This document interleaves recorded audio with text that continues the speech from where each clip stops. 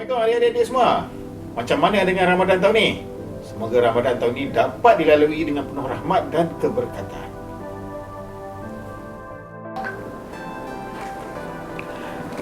Kami dari Unit Pembangunan Bakat Murid Sukan berharap tidak terlewat untuk mengucapkan selamat menyambut Ramadan Al-Mubarak. Unit Pembangunan Bakat Murid Sukan Jabatan Pendidikan Negeri Perak sangat berbesar hati memperkenalkan kepada adik-adik program E-Aktif Ramadan MSS Perak. Program ini merupakan salah satu wadah kepada adik-adik untuk terus kekal aktif dan sihat sepanjang bulan Ramadan. Selain daripada itu, tujuan program ini juga adalah untuk memberi pendedahan kepada pemain-pemain novis tentang kemahiran asas sukan yang terpilih. Harapan kami semoga E-Aktif Ramadan ini dapat memberikan manfaat kepada adik-adik semua untuk terus kekal sihat sepanjang bulan puasa ini terutamanya. Kami berharap agar adik-adik akan terus menjaga diri daripada wabak COVID-19 walaupun kita telah berada dalam fasa endemik. Saksikan video program E-Aktif Ramadan MSS Perak. Ikuti dan amalkan. Semoga bermanfaat. Sijil penyertaan peringkat negeri juga akan diberikan selepas adik-adik menjawab soalan kuis yang disediakan. Selamat mencuba. MSS Perak, moh bersukan.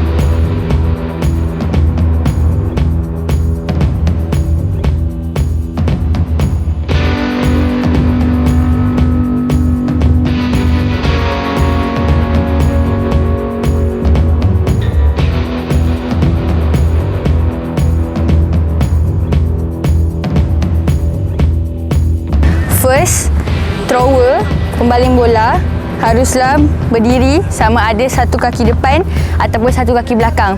Ikut keselesaan sendiri. Kalau rasa selesa nak berdiri bukan satu kaki satu depan satu belakang, macam nak berdiri hanya berdiri biasa pun boleh ikut keselesaan. Mula-mula nak buat chest pass, pegang bola kena pegang straight, bukan mengepak. Tangan tak boleh kepak, kena straight. First, baling bola straight, tangan kena keluar habis.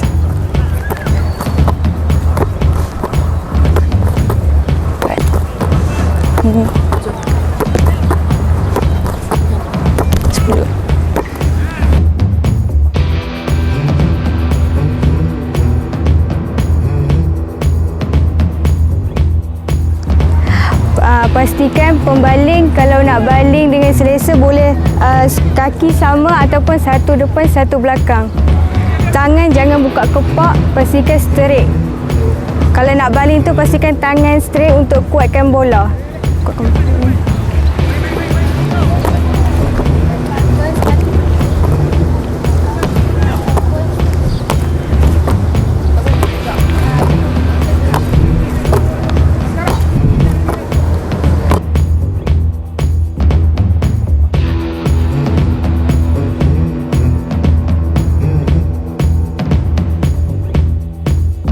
First, korang boleh guna satu kaki depan ataupun satu kaki belakang ataupun berdiri tegak.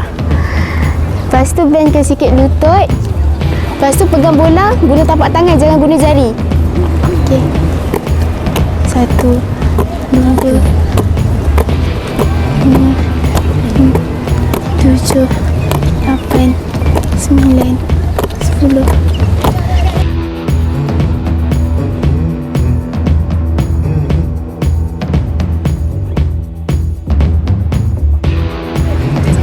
Bola bounce, cara pemegangan bola bounce, pegang dua belah tangan, buka kaki seluas bahu.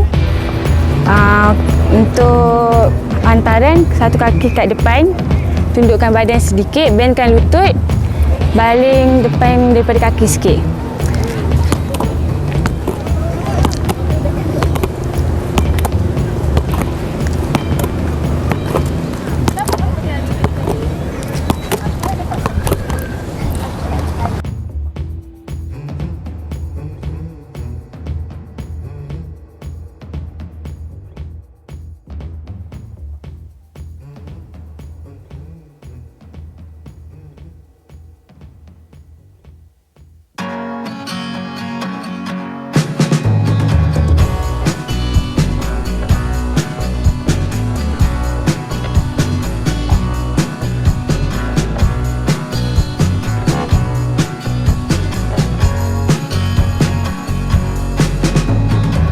First, penerima bola kena berdiri tegak. Dia tak boleh satu depan satu belakang sebab balancing volley, thrower akan baling bola kanan dan kiri lebih pada tangan sikit. Untuk penerima bola, kena scoop bola tu dan kena mengimbang badan macam mana nak ambil bola dia. Sebab thrower akan baling bola depan tangan sikit. Ikut kanan.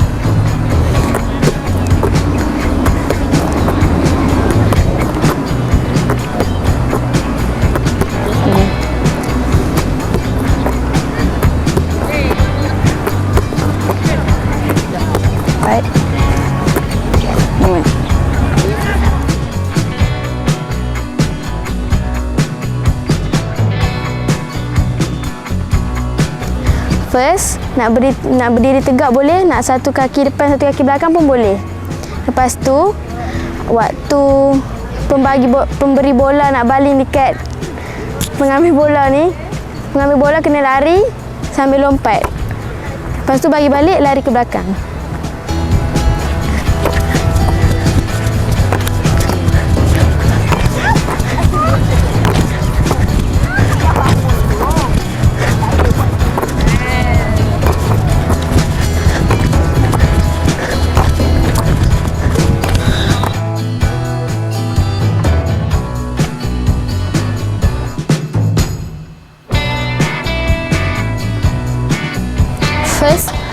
receiver akan membandkan sedikit badan dan meletakkan jari di hujung telinga.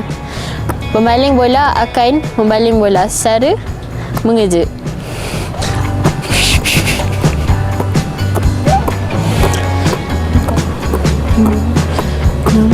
Tujuh, lapan, sembilan.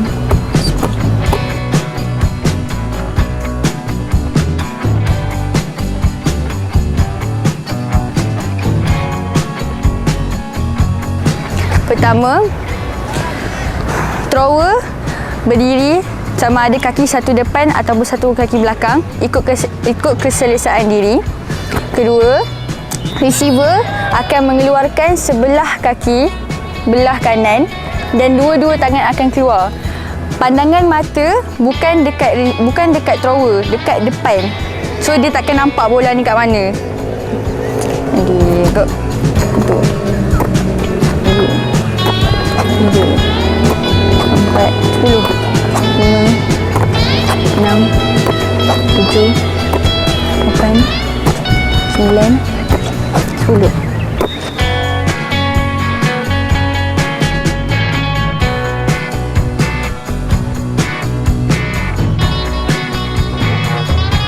Okay, first, thrower dan receiver akan berdiri tegak.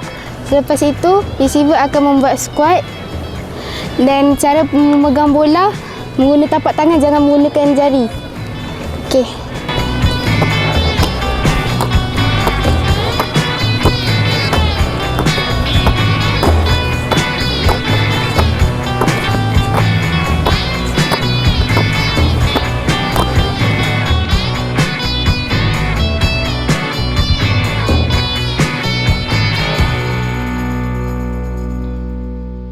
Pertama, receiver akan ke depan sebanyak 3 kali. Kemudian, pas yang keempat dan kelima, thrower boleh baling ke mana-mana sahaja bola. Go.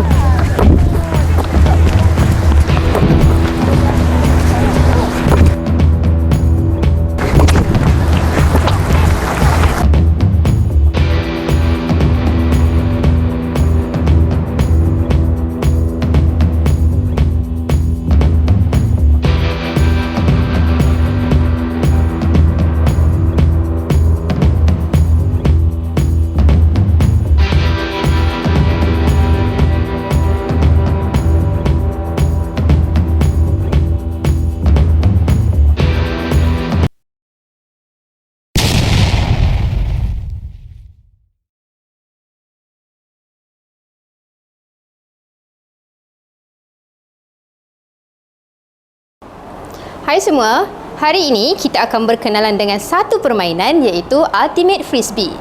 Ini adalah disk Frisbee yang biasanya digunakan dalam permainan Ultimate Frisbee. Berat disk ini adalah sekitar 175 gram. Tahukah anda permainan Frisbee mula dimainkan di Eropah pada zaman dahulu apabila sekumpulan pelajar di sebuah kolej melempar piring pai yang kosong dan dibaling bersama rakan-rakan, dan akhirnya ianya diinovasikan sehingga menjadi satu permainan yang dinamakan Ultimate Frisbee. Permainan Ultimate Frisbee biasanya dimainkan pada waktu lapang atau waktu senggang. Permainan ini dapat meningkatkan kreativiti murid, juga yang paling penting dapat memberikan keseronokan. Selain daripada dilakukan pada waktu senggang, permainan Ultimate Frisbee juga turut dimainkan dalam pertandingan. Dalam pertandingan Ultimate Frisbee, murid-murid perlu melakukan hantaran lengkap kepada rakan sepasukan. Untuk mendapatkan mata, hantaran perlu dilakukan sehingga masuk ke kawasan pihak lawan atau dikenali sebagai end zone, seperti dalam permainan rugby. Apa yang lebih menarik, gerakan kaki dalam permainan Ultimate Frisbee seolah-olah dalam permainan bola jaring. Satu kaki, iaitu kaki yang berlawanan dengan tangan yang memegang disk, akan bertindak sebagai kaki pivot di mana kaki itu tidak boleh digerakkan. Contohnya, jika saya memegang disk menggunakan tangan kanan, maka kaki pivot saya ialah kaki di sebelah kiri. Begitu juga sebaliknya.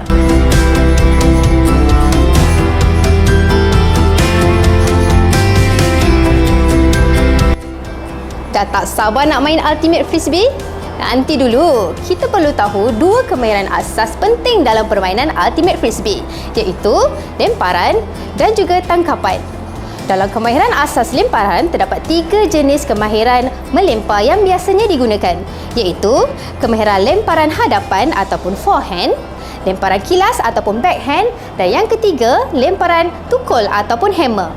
Untuk tangkapan pula, ada 2 jenis tangkapan yang biasanya digunakan, iaitu tangkapan buaya dan tangkapan ketam.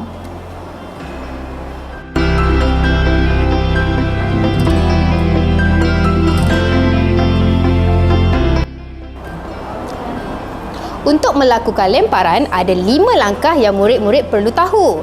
Yang pertama, kedudukan tangan. Yang kedua, kedudukan kaki. Yang ketiga, pusingan disk. Dan 4, pusingan badan.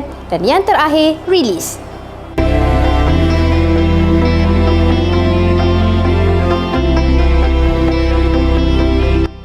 Untuk kemahiran lemparan yang pertama, iaitu lemparan hadapan ataupun lemparan forehand. Kedudukan tangan. Untuk kedudukan tangan, jari murid-murid dibentukkan seperti pistol, di mana 2 jari diletakkan di bahagian dalam, ibu jari diletakkan di bahagian luar. Kedua, kedudukan kaki. Apabila saya memegang disk menggunakan tangan kanan, maka kedudukan kaki kiri saya bertindak sebagai pivot dan tidak boleh digerakkan. Dan kaki kanan saya boleh digerakkan ke hadapan ataupun ke belakang. Seterusnya, pusingan disk. Pusingan disk dilakukan ketika pergelangan tangan memutarkan disk semasa melakukan lemparan. Keempat, pusingan badan. Pusingan badan berlaku apabila kaki kanan saya digerakkan daripada hadapan ke belakang untuk memberi kekuatan ketika melakukan lemparan. Dan fasa yang terakhir adalah release, di mana ketika disk dilepaskan, tangan mesti menghala ke arah sasaran.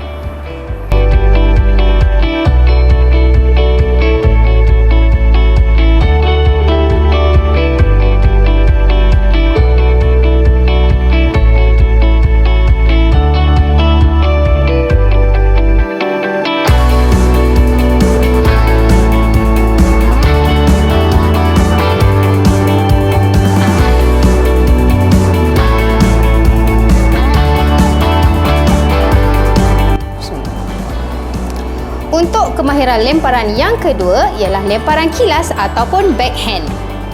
Yang pertama, kedudukan tangan. Genggam disk dengan selesa seperti ini. Yang kedua, kedudukan kaki. Oleh kerana saya memegang disk menggunakan tangan kanan, maka kaki kiri saya akan bertindak sebagai kaki pivot dan tidak boleh digerakkan. Walau bagaimanapun, kaki kanan saya masih boleh digerakkan ke hadapan dan juga ke sisi. Yang ketiga, pusingan disk. Pergelangan tangan digunakan untuk melakukan putaran disk ketika melempar.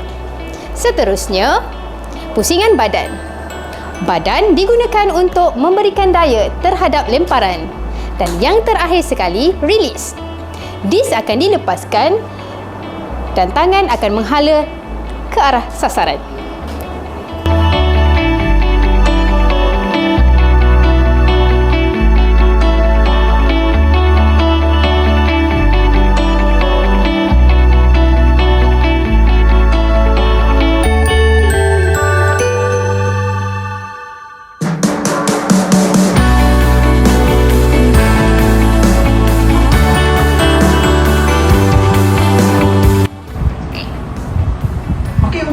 Lemparan yang terakhir murid-murid akan belajar hari ini iaitu lemparan tukul ataupun lemparan hammer. Lemparan hammer adalah lemparan yang dilakukan di atas kepala. Untuk langkah yang pertama, kedudukan tangan. Kedudukan tangan murid-murid sama seperti lemparan forehand ataupun lemparan hadapan, iaitu jari dalam bentuk kedudukan seperti pistol, 2 jari diletakkan di bahagian dalam, ibu jari diletakkan di bahagian luar. Seterusnya, kedudukan kaki. Untuk kedudukan kaki, kaki dibuka separas dengan bahu dan ingat, masih kaki kiri dijadikan sebagai kaki pivot dan tak boleh digerakkan. Kaki kanan boleh digerakkan untuk ke kiri, ke kanan secara bebas. Untuk pusingan disk adalah pergelangan tangan digunakan untuk memutarkan disk ketika melakukan lemparan. Pusingan badan untuk lemparan hammer tidak banyak digunakan kerana ianya lebih digunakan di bahagian atas kepala. dan akhir sekali adalah fasa rilis, di mana ketika melakukan lemparan hammer, tangan melepaskan disk terus menghala ke sasaran.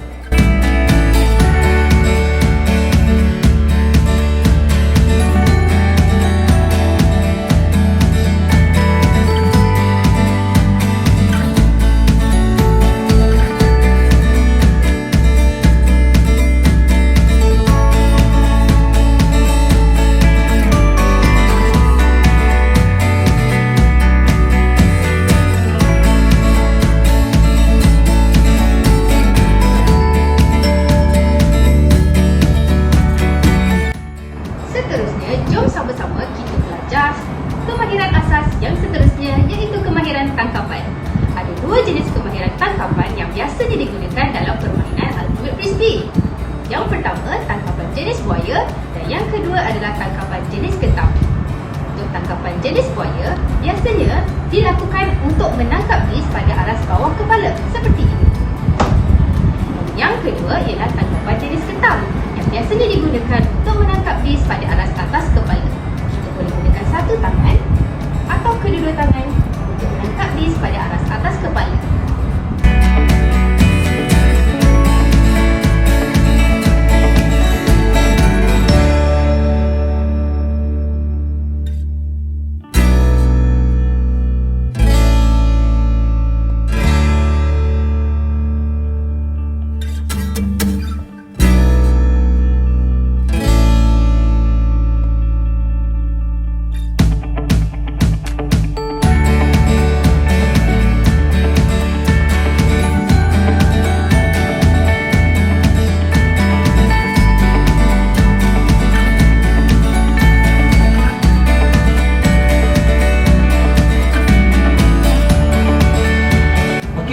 Murid-murid telah pun mempelajari kemahiran asas permainan Ultimate Frisbee.